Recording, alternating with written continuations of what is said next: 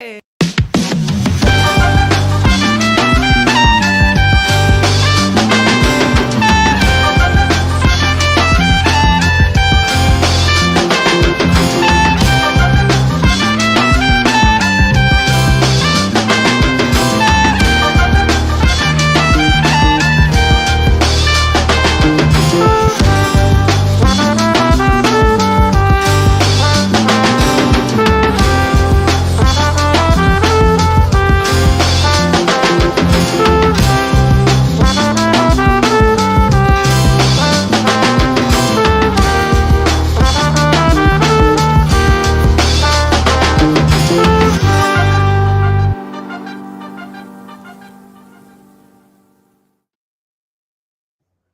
Good morning, going on daily. Good morning. Woo-hoo. The Morning, sun is Luannah. coming up on this beautiful fall day. Oh, I love it. I love Yeah. it. Yeah, we are season 2, episode 199, Stuck on You. Stuck on Oh, you. oh man, how exciting. So yeah, getting right into it. Getting unstuck. Oh man, Yeah, it's a thing we all that's want, right? And we yeah, all we all experience it, but we don't necessarily understand what's actually keeping us stuck. And we yeah. don't necessarily understand how to break free from it. And so that's Hmm. I had a wonderful woman here on a retreat this last weekend, and this is where the topic came from, because we were talking about that. And one of the things I like to do is sort of play with the words and discover the Mm, words that are entangling, right? And so yeah. and then I thought, hey, this could be a good topic for today too, because this is so universal. Mm, We get caught, we get drawn in, magnetized into beliefs and stories that we believe them so heartily, and we actually develop a personality around them, an hmm. identity around them, but we Yeah. don't realize that they're reinforcing loops of limitation. They're not Mm, helping us. We keep repeating, like, say, common things that keep us stuck. Unconscious self-talk, like, I can't do this. I've yeah. tried everything. Yeah. Really? Like, really? Right? These are things, but we don't question it. That's the funny thing. It's like remember that movie, Men in Black? Did you see that one? The Oh one yeah. the Yeah. one where the guy who plays Thor, I can't remember his name. He and Kay, they apparently killed the hive, right? Oh And yeah. with nothing but their wits and their X whatever machine, right? So whenever he Mhm. was asked what happened, he would repeat that line. Oh yeah. And it wasn't until the end of the movie that he realized, oh my God, Kay neuralized me, or somebody neuralized me. That's not Mm, my memory. That's wow. not what happened. And so when Yeah. I saw that movie, I'm like, oh my God, this is such a great metaphor for Yeah. how we neuralize ourselves every Yeah. day, Yeah. every single day, with our closed circuit thinking, with our assumptions, with our conclusions, Mhm. right? And so like these comments, like, I can't do that. I've tried everything. This is just the way I am. It's like, well, actually, no, you didn't start out that way. Somewhere you developed a Yeah. pattern of defense, of protection, of survival, right? Yeah. But nowhere in our society are we invited to take a look there, except for if something calls us from within to say, I got to find answers. Yeah. Like I remember when I was I was 20 years old, and I was just really starting to dive deep into this journey. And a friend of mine had told me about this woman who had this crystal store called Crystal Source. It was downtown Toronto. And I had Mm. this feeling I had to go one day. And then Mhm. one day that feeling was so strong, I said to a different friend I was hanging out with, I got to go. I don't know why. I just got to go. And I went to the store, ended up having this huge long stairway going up, like 30 stairs, right? And I went up there and I looked at her, and then all of a sudden I went, I have no ideas about crystal. I have no idea anything, but I want to understand my family. I want to understand myself. And I'm so lost. I'm so confused. I just don't get it.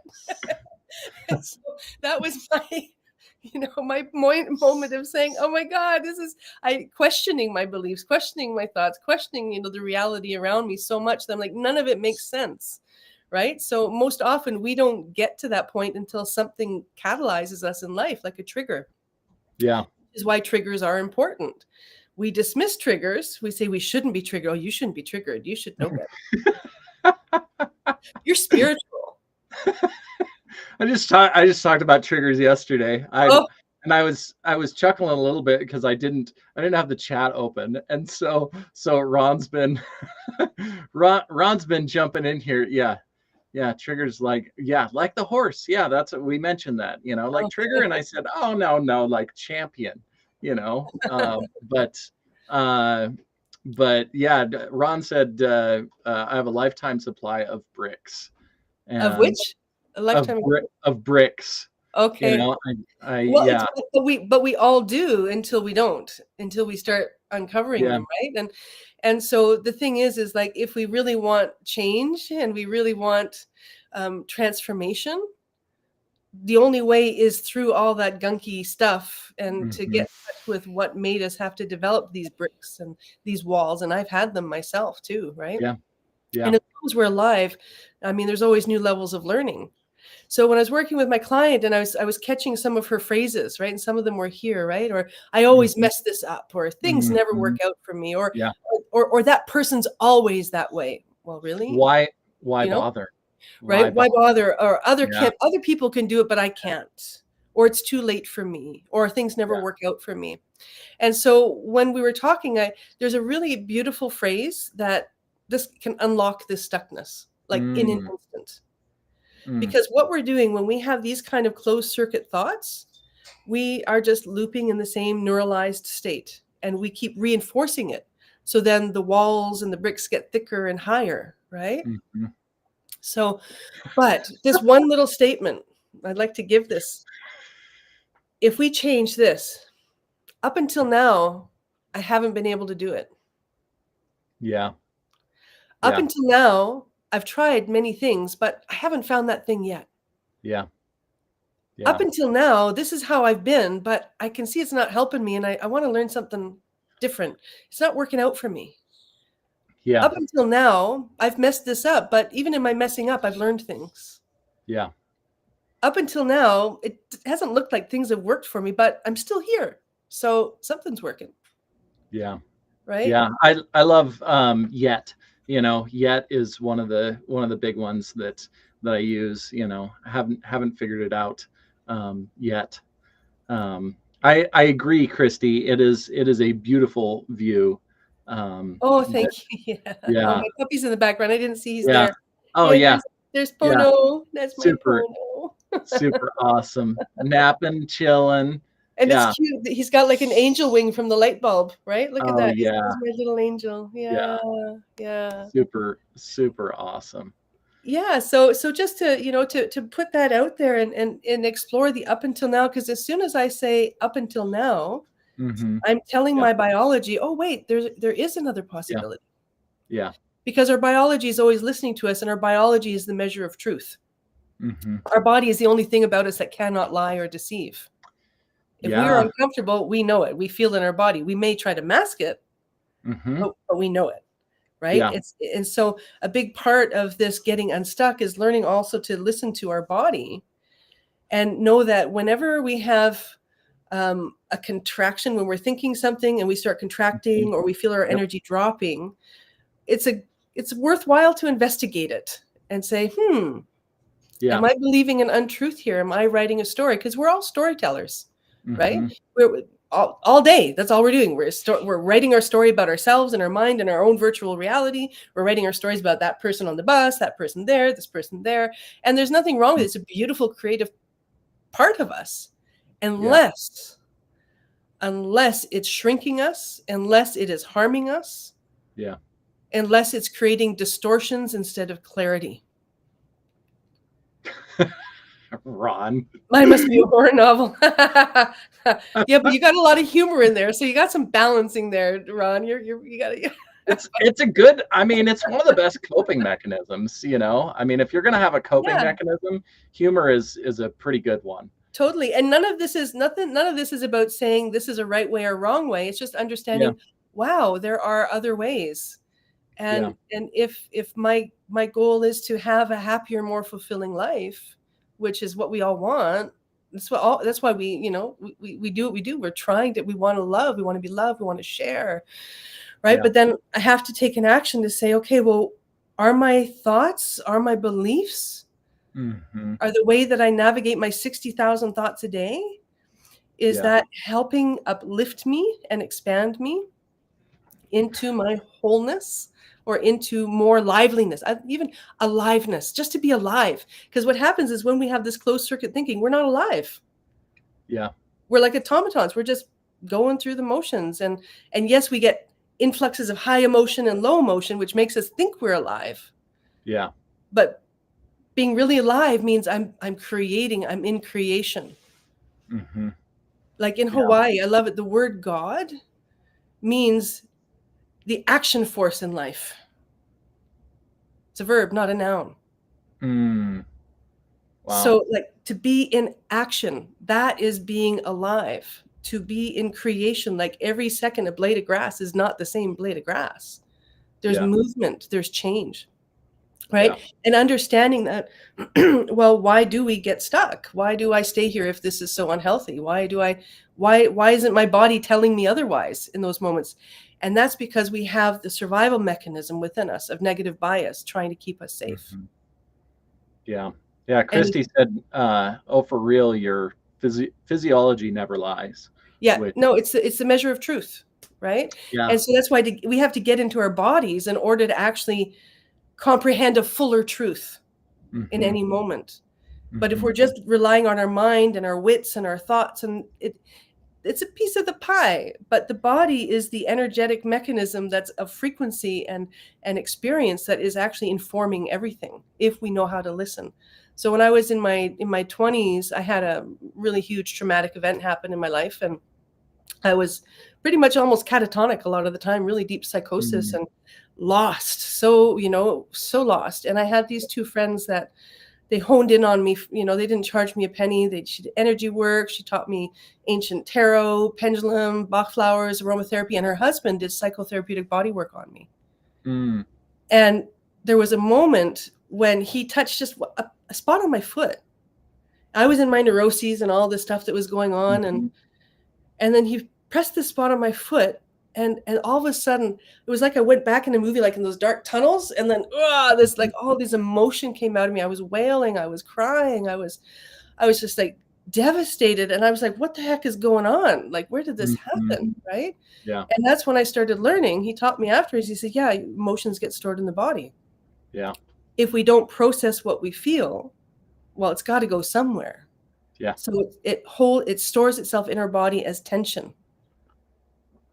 Whatever muscles. So if I in that trauma situation, I contracted a lot, or any other trauma situation. I had lots of trauma in my childhood, like so much, right? And it's all good. Everybody has trauma, so it's not as feel sorry for me. It's like, no, it's like, yeah, I had a lot of trauma to work through, and so wherever something wasn't resolved, it stores in the body. And so he shared with me, this is how you can release it. So that's what got me on my path. I was so fascinated. I said, can you help? Can you teach me while you're doing this too afterwards? Can you share with me what you did? And that work saved my life. It brought me into my body. And I think that's, it's one of the biggest fights that we have in society is because we are taught, trained, programmed to not listen to our bodies.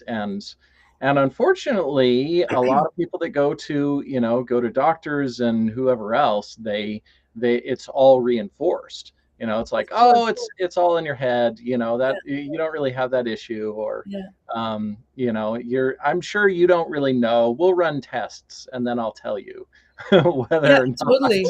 And meanwhile, I mean, everybody, so I have this theory, in my own thinking, everybody talks about all the physical illness that's happening, diet and stuff like that, but nobody's talking about the diet of our thoughts. Oh yeah. Nobody's talking about, where do you spend your time all day? Are you brooding? Are you lamenting the past? Are you fearing the future for the majority of your day? Because all of that generates frequency, and it generates chemicals in our body that then create more inflammation. Yeah. And most of us are carrying around a big stick that we beat ourselves with all day long. Totally. Totally, because we've been taught to do that to ourselves. And so understanding, this is how we get unstuck. First, just by understanding, whoa, wait a minute, I may have some beliefs that they're so automatic and habitual for me that I don't even recognize them to question. This is why we go to coaches. This is why we go to healers, because Yeah. they help us see ourselves from an angle that we can't, because we're so in our story, right? We can't see the forest for the trees, right? Yeah. So Yeah. that's why it's beautiful to have coaches and mentors or books, or listen to audiobooks and things like that, because we need new information to be able to move out of whatever we're stuck in. We need to open the tributaries. Like if I was a pond and I shut myself down to my own thinking, right? Which means I'm shutting off all tributaries of any other kind of input of water. What's going to happen? I'm going to rot. I'm going to stink. And all the life in there is going to die. Right? This is why you go see your Jack Daniels, right? Yeah. Jack and Johnny. Jack and Johnny. Oh. Yeah. Right?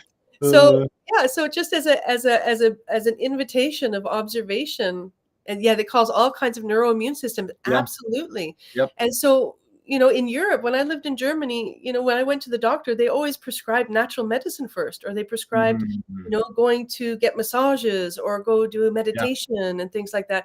But here, that's not a common practice. Oh, it's the opposite. If all of the drugs and everything else that we throw at you don't work, I mean, that's and unfortunately with that C word that we're not supposed to say with that condition, if everything that we throw at you doesn't work, then you can explore alternatives. So after you didn't survive making it through all of our treatments, then it's okay for you to explore others, is really the way that that we look at it. The medical system. And what it is, it's just it's closed circuit thinking. And where does that come from, though? It comes from fear too. Oh yeah. Right. Yeah. It comes from the fear, and like in the olden days, I know they put more restrictions and regulations around massage and healing work, in part too because there are a lot of people abusing it and misusing it. Yeah. Taking advantage of people, right? So it's like we're always needing to find that balance, and it's not an easy balance to pitch, and we're moving back and forth all the time, and then, but at least these things are available for us when we look. Yeah. And one of the things I wanted to share around this is a way to self-navigate is to develop a felt sense of your body, to become more present. And the breath work, the breathing, in for 5, out for 5, whenever you're feeling like you can feel your body just suddenly contracting, take a deep breath. It's one of the best principles, best things you can do. And remember, okay, even if I'm in a problem right now, my problems are not permanent. They will move. Yeah.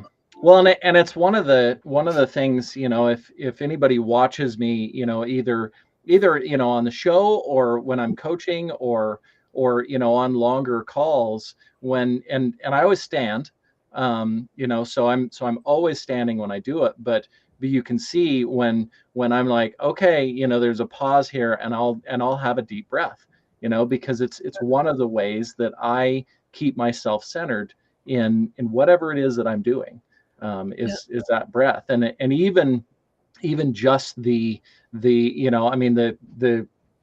5 count or any of the other, there's all kinds of different breath techniques, but even just taking a big deep breath absolutely is such a big deal. It doesn't have to be a big complicated thing. I mean, and all of those things are wonderful, but man, we forget to really take those big deep breaths a lot of time in our day. Yeah, and we forget because we're not in our body. We're so in the virtual reality of our mind. And so one of the key things is to remember our feelings are not facts. Yeah. Our feelings are not facts. Strong feelings does not mean it's a fact, but we have this idea that that's what I used to think, well, if I feel it this way, it must be true. It's like, well, no, it's not, right? And we need to be able to breathe and come back to our frontal cortex so we can sort of be more reasonable and see a broader truth and allow other information to influence us. Because this is how we keep ourselves stuck. We just keep churning in our story, and our story gets thicker and heavier, and and then we lose the ability to actually be present completely. So when we learn to, to understand that our body is telling us the truth all the time, and our body is waiting for us to listen, it's a messenger, it's a communicator of our soul as well. and then we shift our languaging to grow our awareness, and that's when we begin to stop being stuck. It's very simple movements, little things, right? And all we need is just that little, what is it? There's a tiny lever moves big doors, right? I've heard that expression, right? Tiny little lever moves big doors. Yeah. So we don't have to find these big major things to make a big major move. Sometimes it's just this little thing, like the breath, or just reaffirming my feelings are not facts. Let me take a moment. Let me pause. I'm impaired right now. My thinking is impaired. Yeah. If I'm in a high reaction, then It's I mean, sobriety in our thoughts and emotions, which is a big thing that most of us are intoxicated in our emotions. And Christy said, I inhale my meditation cigarette, which I'm wondering if she's referring to the and I don't know if they're like essential oils, if you've seen any of those things. They're like a little cigarette thing, but you can it's a constant battle. But good stuff. Yeah. So up until now, remember, up until now, give yourself a break. Take it easy. Don't be so hard on yourself, everybody. Yeah. And be willing and open to be wrong sometimes, or not completely right. And then it's all good. Then we grow and we heal and we come home to ourselves. Yeah. Yeah. It's all okay. It's all okay. It's all okay. It's all a part of it. Yeah. It's all a part of it. Nothing is wrong, right or wrong. It's just, okay, this is what's happening. Okay, what are the actions I can take when this is happening that are different than the ones I'm taking now that can help me get where I want to be? Yeah. So awesome. So awesome. And what else is really awesome is all of the people watching us live right now on Kick and YouTube and Rumble and Twitch. I mean, so much appreciation for everybody out there.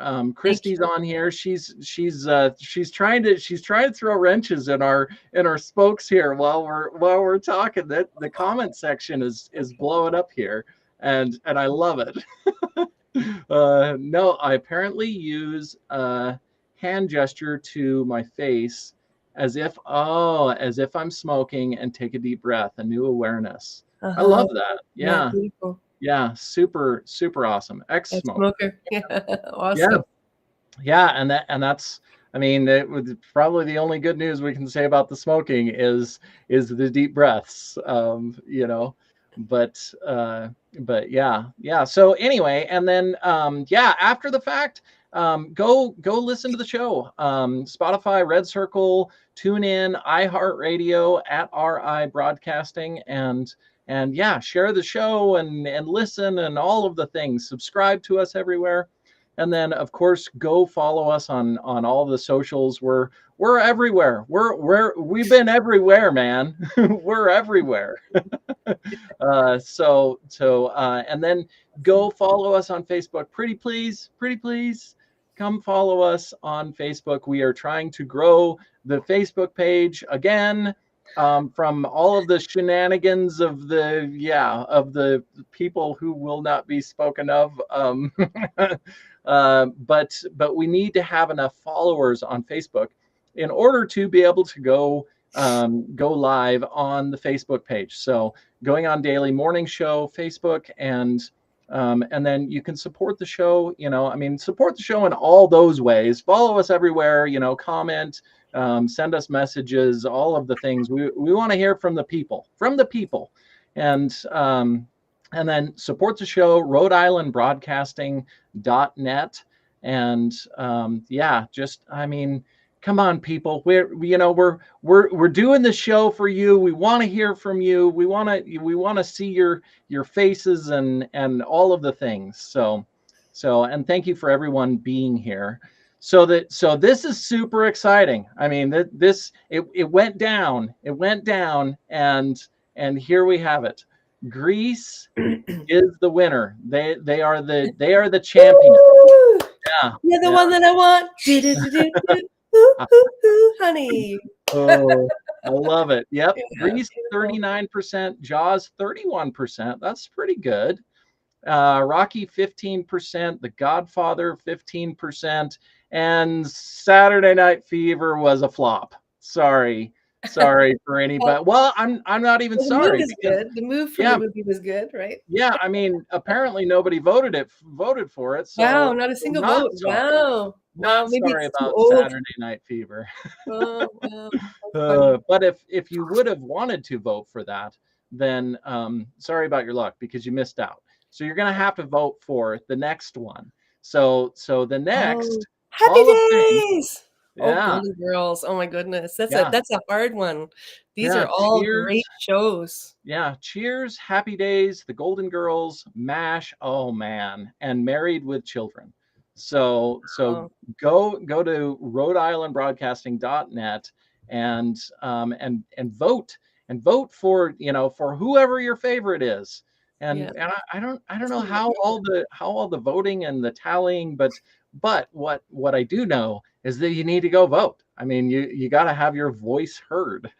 So yeah, That's gonna be a hard one. That would be really, really hard for me to vote because I like all of them.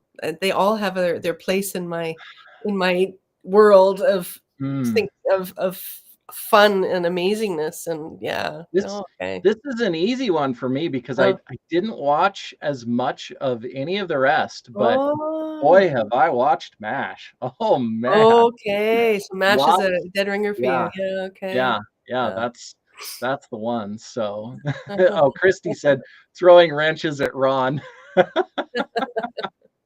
Oh, that's awesome. So yeah, super excited for the new Hall of Fame and for the winner for this month of Greece and yeah, and then now I mean other amazing things.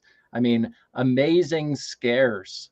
That is I mean I'm excited. Uh, if you can dodge a wrench, you can dodge a ball. Yeah, yeah, dodgeball, of course. uh, but yeah, so talking about amazing scares, I think about what are the fall things going on that oh there we go yeah corn maze. So that's there are and I don't know if this is I'm totally curious across the country across the world is this something that everybody does everybody have because we have the corn mazes and then we've got, in Idaho here, we've got haunted corn mazes, haunted houses. There's lots of different things going on for all of the fall stuff, and then of course the pumpkin patches, and some of them I believe this year down just a half an hour away from me they're doing they have a pumpkin patch that or something of the sort that's integrated in with their Oktoberfest. So it's kind of the combination of all of the things. And I don't know, is that something that you guys have up in Canada that you've corn I mazes? I don't Pump, I've never experienced a corn maze. No, no. okay, okay, It yeah, doesn't mean they don't do it. Maybe they do it like in places like Alberta or I don't know, Sharon's not on the call, right? So yeah, yeah, I don't know, but here in BC I've never seen it myself, but doesn't mean it doesn't happen, but okay, yeah. yeah, no. Yeah, Christy says Potato Fest. So Potato. yeah, and there was an event. I didn't go to it. I was going to, and then I don't remember what happened. But anyway, yeah, they had because of course, I mean, for Idaho, we got to have some sort of Potato Fest. But uh, but I yeah, love there's potatoes. Potatoes are good. Yeah. yeah, yeah, but yeah, the corn mazes we have, and what I also want to say for anyone that's doing their corn mazes or their pumpkin patches or their haunted houses or any of those things, um, and softly I will say this.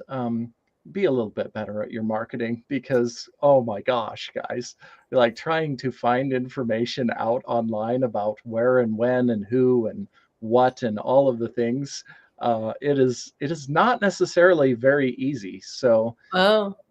Yeah. So work a little bit on that. And I realize a lot of these people, they're busy making the, I'm sure making the, I don't even know how you make, I mean, I know how you make a corn maze, but it's like, oops, I cut that section wrong. You're out there with like a weed eater or whatever, whatever they're doing.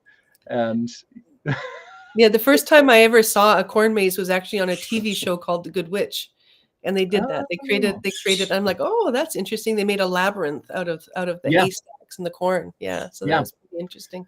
yeah. I've never otherwise even heard of it.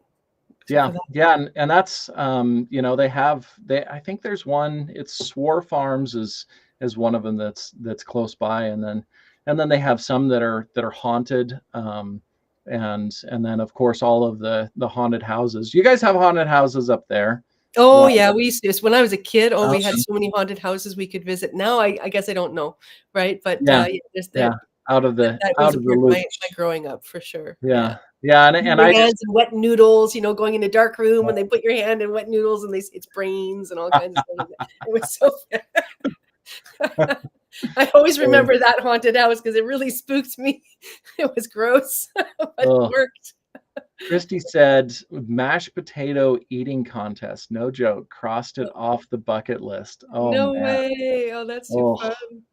Oh, yeah. I don't know. I don't know if I'm in for that. I'm also, I don't do that. I don't like the scary stuff. And the more that I've worked on my nervous system and my emotions and everything else, I'm like, yeah, no, I'm good. I'm good. I don't need to. You enjoy working the haunted houses and scaring the people working in it. That's funny. That's awesome. You figure out where they're at and then hide out or jump out and scare them. Yeah, that's awesome. I mean, it has to be good entertainment or frustration for them in their day. Or inspiration too, maybe. Yeah, inspiration. Obviously I need to hide a little bit better so that I can scare these people a little bit better. That's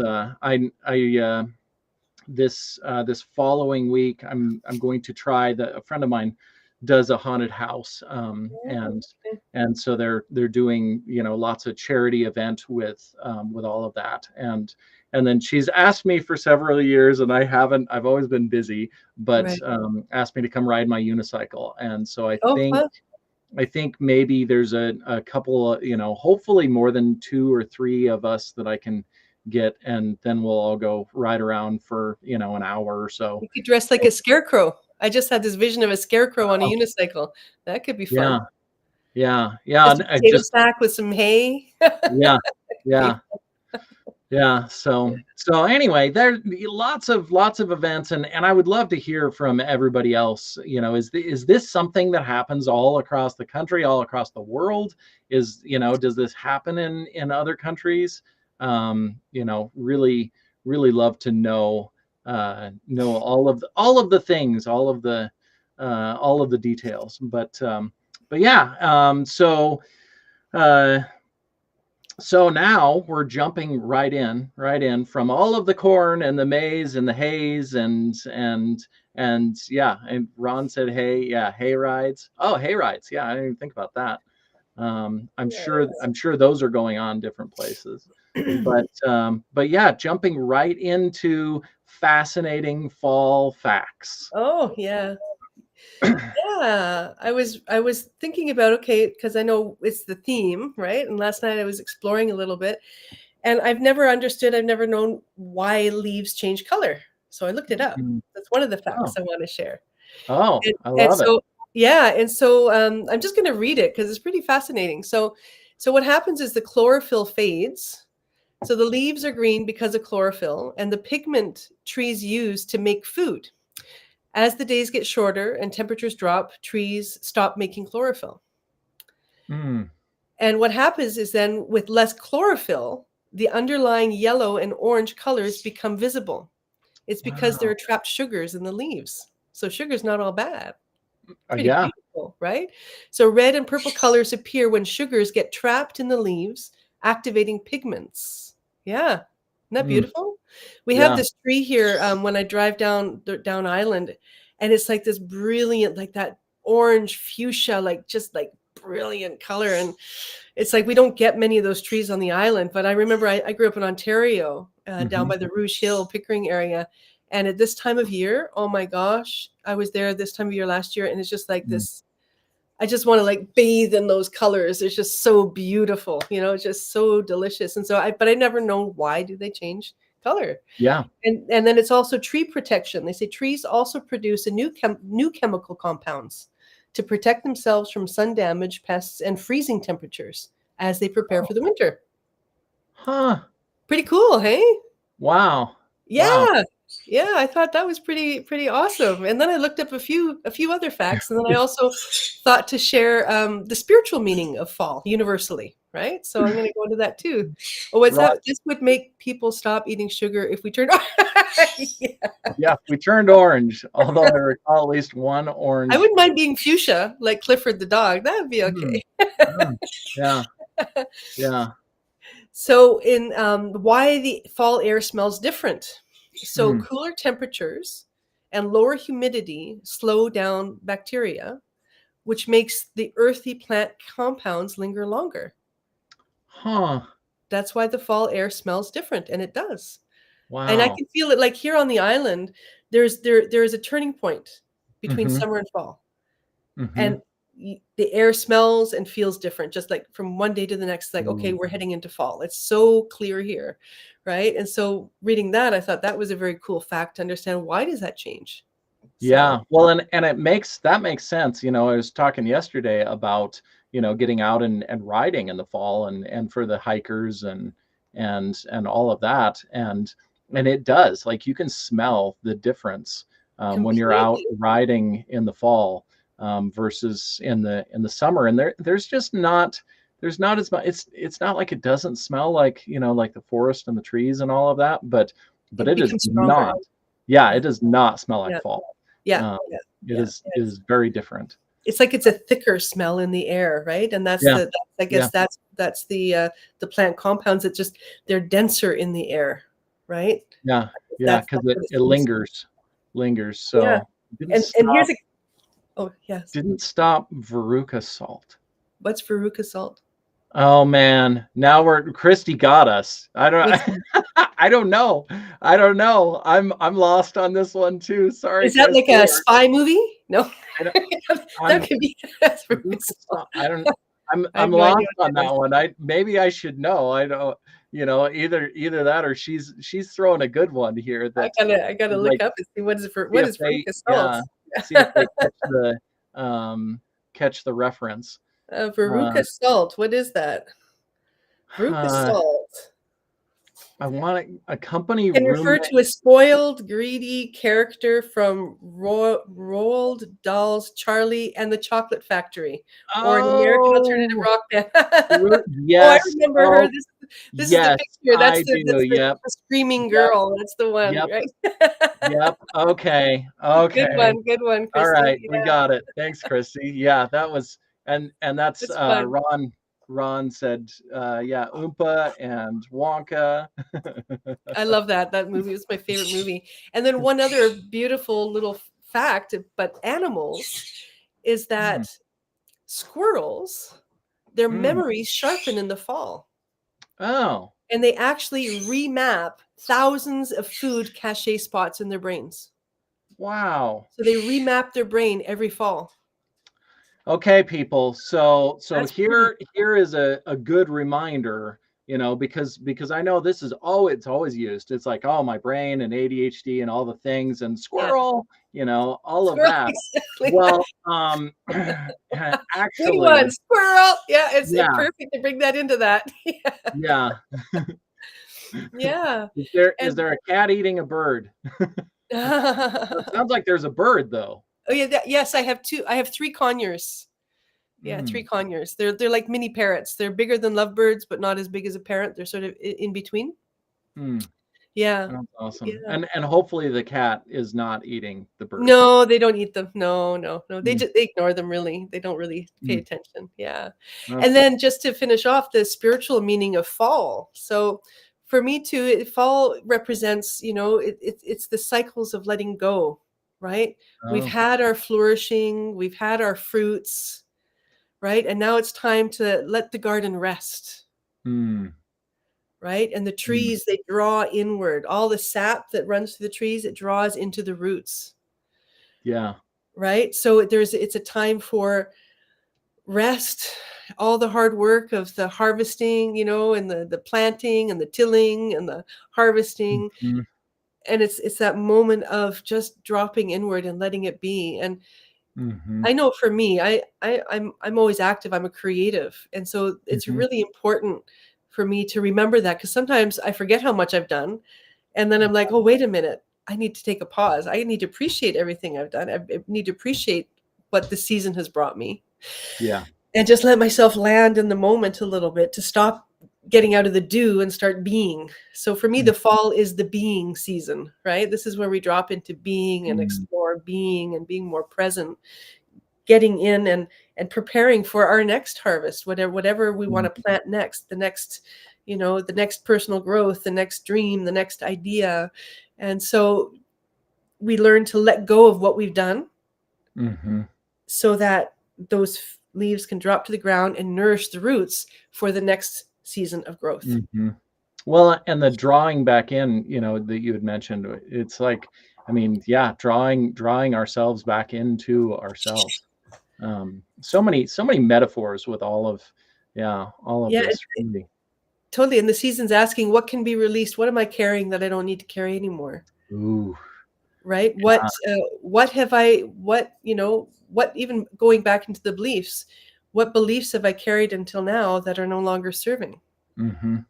What stories have I believed to now have I created that no longer serve? They may have served. They serve survival. They serve different purposes. But in this moment, are they still serving? And Mm. this reminds me of a Sanskrit saying that's my favorite saying. It says, the elephant got through the door, but the tail got stuck.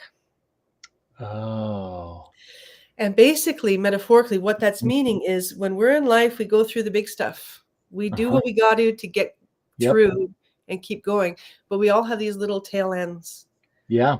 They linger, and they're sort of in our emotional backpack, Mhm. right? And so fall is a good season to go into that backpack and say, what little tail ends am I Mhm. ready? Am I still carrying from experiences that I don't need anymore? Yeah. Well, and That's and I think paying attention to all of the things. Oh, Mackenzie joined us. Oh my gosh, that's so awesome. Good morning, Mackenzie. morning, That Mackenzie. that is, if you ever want the absolute best hug that you could ever get, that Aw, is what a great, from oh, Mackenzie. that's Mackenzie beautiful. is amazing. Aw. So, yeah, but Virtual hugs all around. yeah, yeah, yeah, absolutely. But yeah, I think and the little things, we don't pay as much attention to the little things. And I think on both sides, Mhm, mhm. it's the little things that really make up our life. Yeah. It is all of those little things. And also it's the little things usually that are the things that hold us back from our lives as well. Um, Small levers move big yeah, doors. Again, that yeah, fits with that too. Hey, yeah, yeah, yeah, totally yeah, true. absolutely. Yeah, paying attention on both sides. Yeah, Yeah, all the hugs. yeah, lots of hugs. I Oh, love it.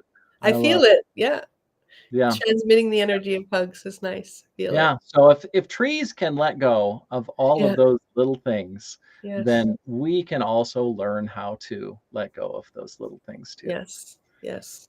So Absolutely. yeah, super super exciting, and this leads right in, because if we're not dropping those leaves, then we might be avoiding things in our lives. Uh-huh. Ooh, and in order to be healthy, well, we can't be avoiding all of those things, and I don't want to should on anybody, but perhaps we could let go of those things. And really, what I had thought about, and I've been thinking about this a lot lately, especially with the little occasional bit of dating that I have been doing. Realizing, there's a huge difference, even though it seems subtle, probably in the beginning, between people that are healthy emotionally and people that are avoidant. And and I'm sure that you have thoughts on this. Do tell. Yes. Oh, do tell. Yeah. Uh, so and I think one of the things, because a lot of people, they see people who are avoidant, who they seem like they have really good boundaries, Mhm. and they really, because they are like blocking stuff out, saying no to things. I Yeah. mean, and healthy people also do the same. Mhm. Now they don't necessarily do it in the same way, Mhm. but I think for a lot of people, and I've gone through this, a bit with, you get out of this toxic relationship, and then it feels really safe and magical when you find this person who is very avoidant, Mhm. because it does not feel in the same way that the, abusive or toxic relationships do. So I Mhm. think a lot of people, they get into these relationships with people who are avoidant, which, not to say that, we aren't avoidant ourselves as Mhm. well. Mhm. Uh, but but I think that, it feels so much safer in those relationships, and we think, oh, I found a healthy person, because they're holding boundaries, and some of them, perhaps even talk about, all of the different situations, circumstances in the relationship, at least in the beginning, until everything doesn't feel safe anymore for them. Yeah.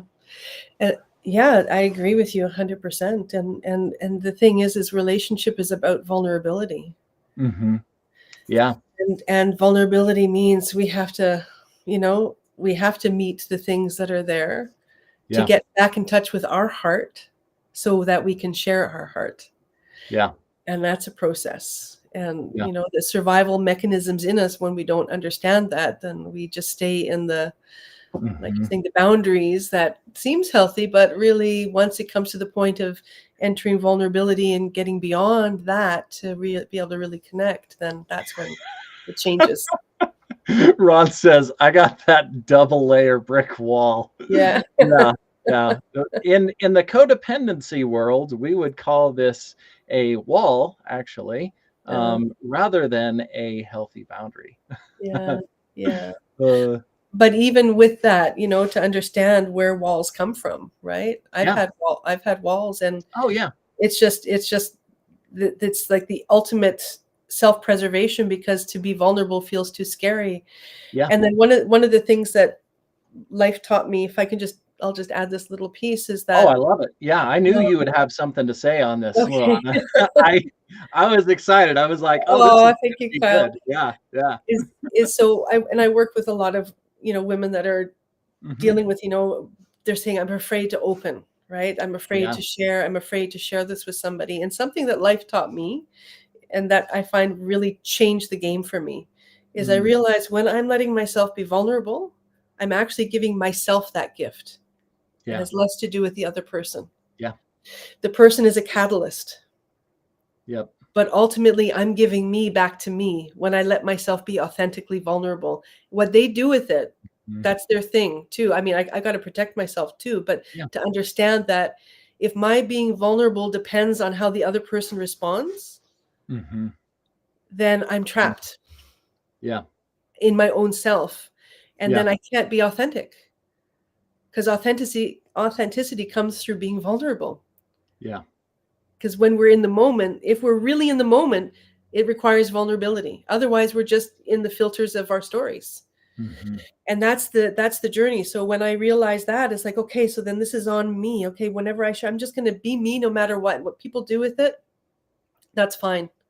But this is my gift to me. I'm not going Yeah. to let other people be in charge of me opening my own inner gifts to me.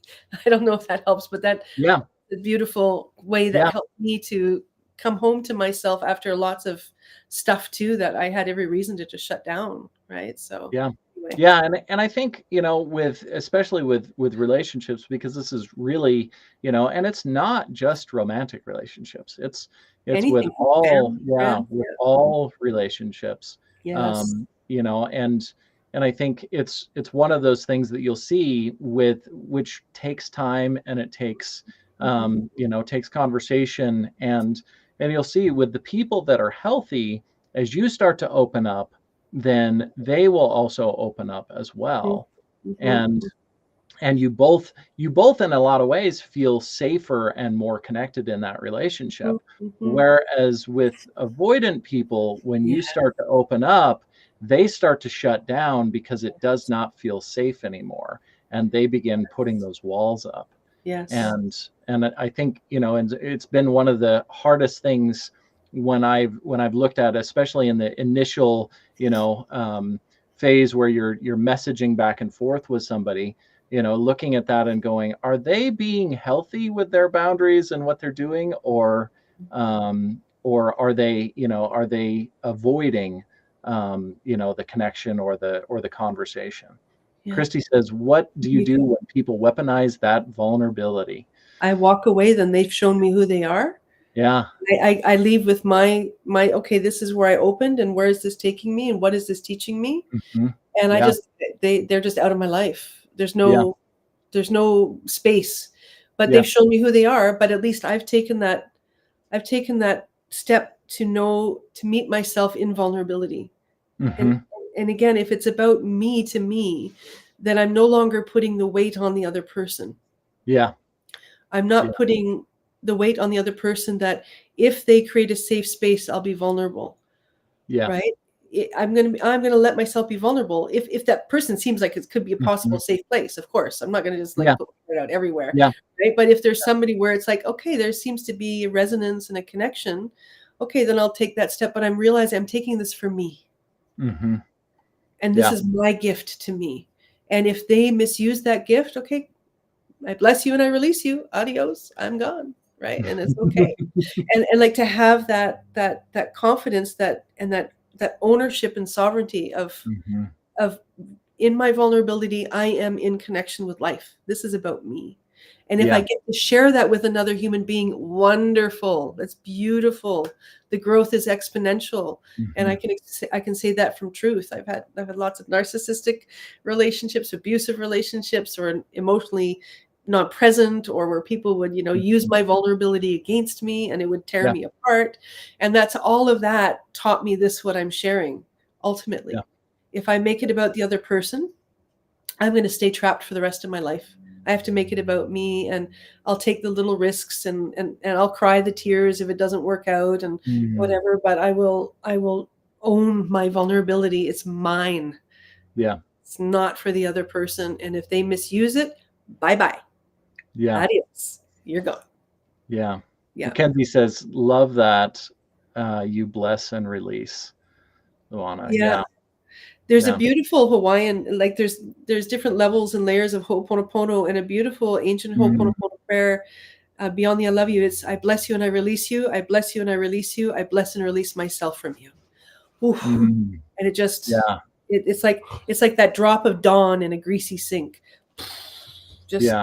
And then, you just, sometimes there's moments, with family or even other people. It's like, okay, when I can feel that the way they've treated me is activating my own hurt. I do that.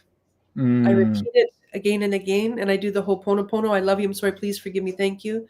Appealing to the divinity in the person, not the ego and personality, the divinity, where I understand that there is purpose in every interaction. And I'm a part of it. And so I want to just own my part and let clear the other and let go of the other. So that's what I do, Christy, that those two practices, they were life-changing for me. Yeah. I love that. And I think, especially, if we're in the beginnings of our healing, journey, because yes, it's always better for us to be healthy and to not put up those walls. But I think there is definitely time and place for when it's okay. It's okay to put up the wall if we need to, if we have not built the healthy boundary yet. And even the walls are healthy too, to a point, as long as they're not entrapping us.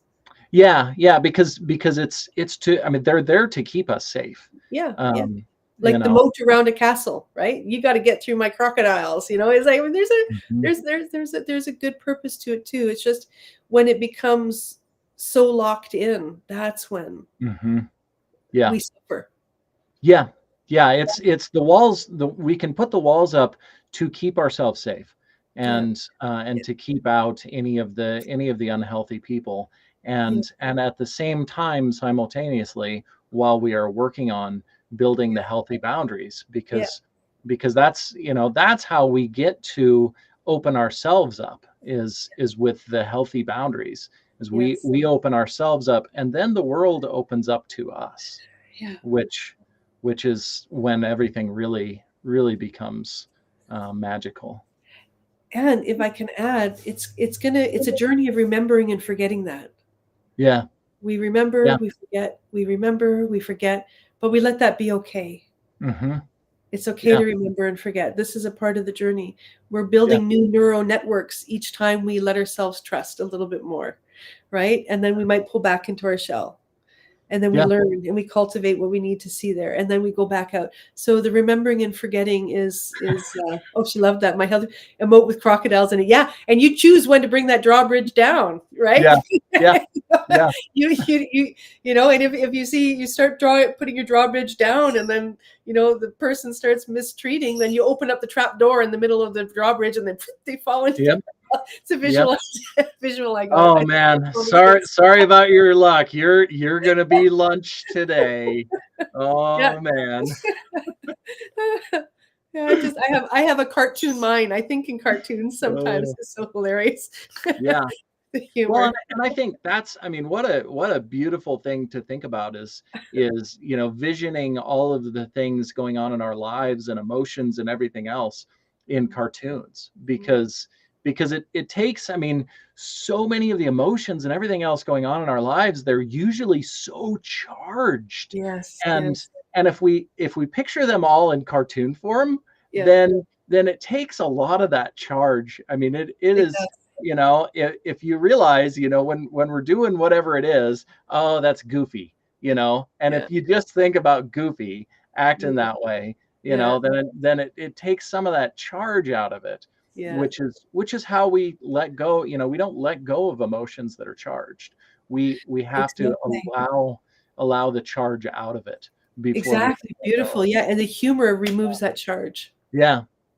Which is why, and talking about earlier on the show with the humor. It can be a coping mechanism, but it also can be one of the healthiest things for us to have. So that we can laugh and release all of the charge and the emotion, and then let go of all of those things and all of those people as well.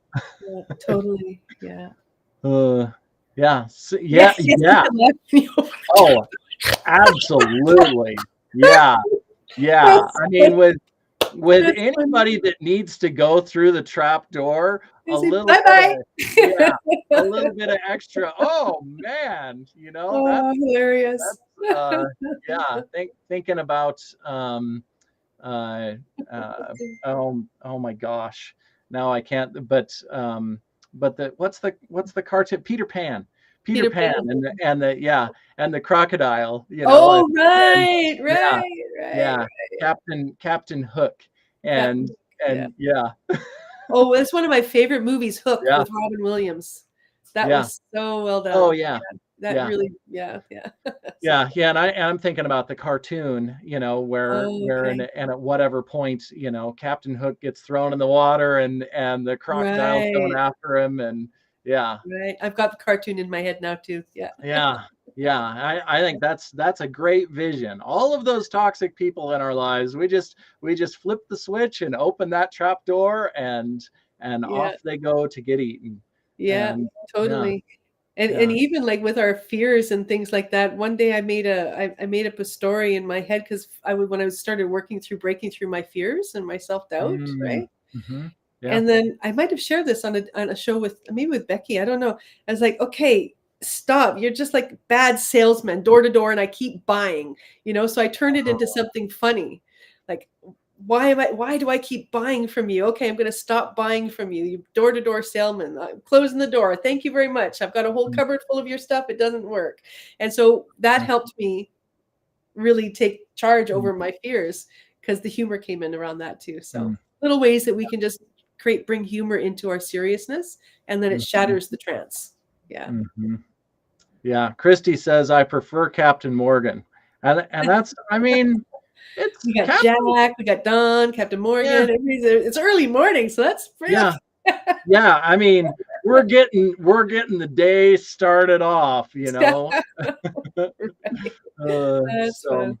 So yeah, super awesome. Really, really great show. Oh yeah. A must do, Ron. Yep. Top 5 captains.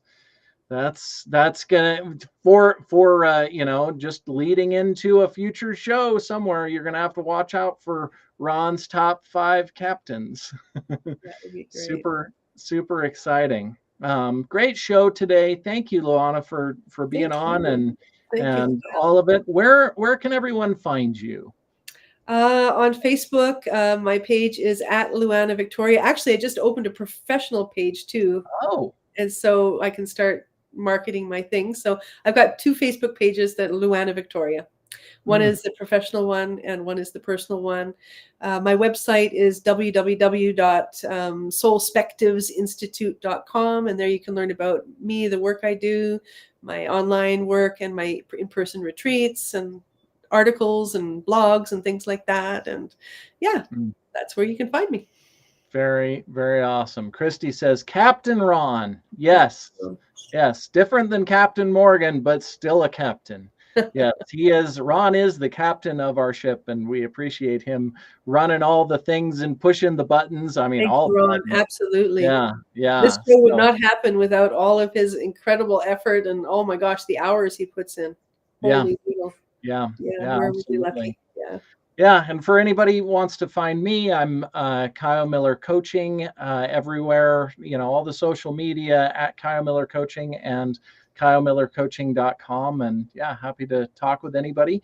Tomorrow, Thursday, the show will be live once again at 10 a.m. Eastern Time, 8 a.m. Mountain Time, and yeah, you know, you're gonna have to do all the translations, you know, but it's got to be either, you know, probably 7, 8, 9, 10 o'clock, depending on what time zone you're in. But we'd love to have you show up, you know, show some support, some love for the show. Go follow us on Facebook once again. Tomorrow we'll be with Becky Turner and JJ. So yeah, I'm sure yet another wonderful show with all kinds of exciting things. So awesome. So thank you, Christy and Mackenzie and everybody else, you know, tuning in and on all the different platforms. Much love to all of you, and thank you again, Luannah. And I hope everybody has a wonderful rest of your week. Yeah, bless.